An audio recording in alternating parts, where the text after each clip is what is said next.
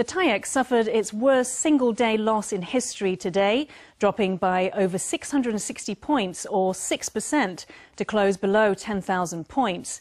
Most Asian markets fell on Thursday following the Dow's disastrous 831-point tumble, but Taiwan was among the worst performers in the region. The central government says conditions for dipping into the National Stabilization Fund have not yet been met, but that the fund continues to be on standby.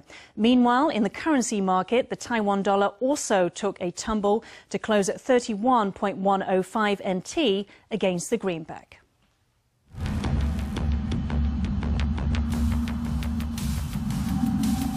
TAIEX started its slide within 3 minutes of the opening bell, sinking past the 10,000 point mark for the first time in 16 months.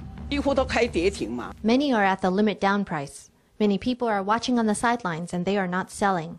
I think they have their heads in the sand. Dragged by the Dow's 831-point plunge, TAIEX lost 660 points, or 6.31%, to end barely above 9,800 points in its worst single-day loss in history. Electronics heavyweight Largan Precision hit limit down, and TSMC fell by 7.26%.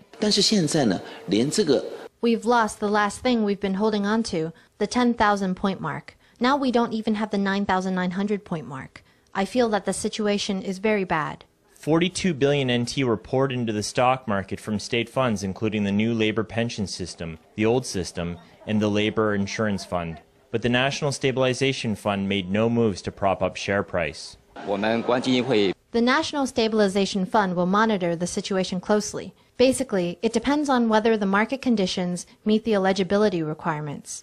The fund's statute identifies certain conditions, such as the large-scale movement of capital or an irrational market plunge.